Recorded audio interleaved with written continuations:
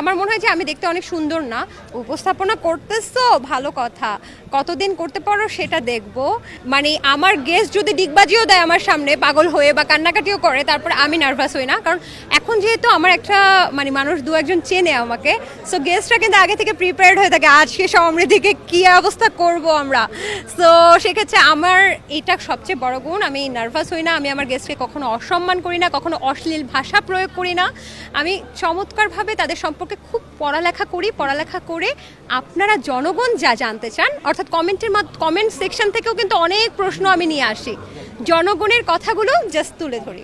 শুনেন, আমার গেস্ট কোনোভাবে যেন বিব্রত না হয় সেটা এনশিওর করার দায়িত্ব আমার, এবং গেস্টের সাথে আমি আগেই কথা বলে নেই যে আপনি কি বলতে চান, কতটুকু বলবেন, কতটুকু বলবেন না। ইভেন আমি যতগুলো শো করি প্রত্যেকটা শোয়ে আফটার দ্য শো গেস্ট যদি বলে ওই টপিকটা কেটে দাও সমৃদ্ধি, পৃথিবীর কারো সাধ্য নাই ওই টপিকটা অন এয়ার করার, সো আমরা ওটা কেটে দিই। এখনও এরকম কোনো পরিস্থিতি হয়নি।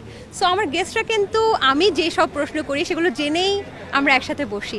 এই কারণেই একজন গেস্ট কিন্তু আরেকবার আসে, বা বিভিন্ন জন গেস্ট কিন্তু বারবারই আমাকে বিভিন্ন প্ল্যাটফর্মে পায়, এবং তাদের সাথে আমার খুব ভালো সম্পর্ক। আমরা কিন্তু অফ ক্যামেরায় একসাথে চাও খাই, ঘুরে বেড়াই, আপনারাই চিন্তায় মরে যান। আমি ছোটবেলা থেকে আসলে নাচ গান সব কিছু করি, তো আর খুব কষ্ট পায় যারা, তাদের কনফিডেন্স লেভেল অনেক বেড়ে যায়। সো আমার মনে হয় আমি কিছু কারণে অনেক কষ্ট পেয়েছি, এই জন্য আমার কনফিডেন্স লেভেল অনেক হাই। আর আমার এতটাই কনফিডেন্স যে আসলে সত্যি কথা আমি যে কোনো বিব্রতকর সিচুয়েশন থেকে কিন্তু বের হয়ে আসতে পারি। So I am proud of my confidence level. না, কিন্তু আমার বিব্রত লাগে তখনই যখন আমাকে কিছু মানুষ বলে যে উপস্থাপনা করতেছো ভালো কথা, কতদিন করতে পারো সেটা দেখবো, একটা সময় তো আর একটু বয়স হয়ে গেলে তোমাকে আর কেউ নেবে না, তখন আমার খুব খারাপ লাগে। আমার মনে হয় যে আমি দেখতে অনেক সুন্দর না, সো অসুন্দর মেয়েরাও, এবং বয়স যে কোনো ম্যাটার করে না, এইভাবেও যে উপস্থাপনা করা যায় যে কোনো বয়সে, সেটা আমি প্রমাণ করে দেখাবো ইনশাল্লাহ। আমি শুধু একবারই কষ্ট পেয়েছিলাম, তখনই ভাঙছি, এই জন্য এছাড়া কোনোভাবে আমি ভেঙে পড়ি না, আমি অনেক শক্তিশালী।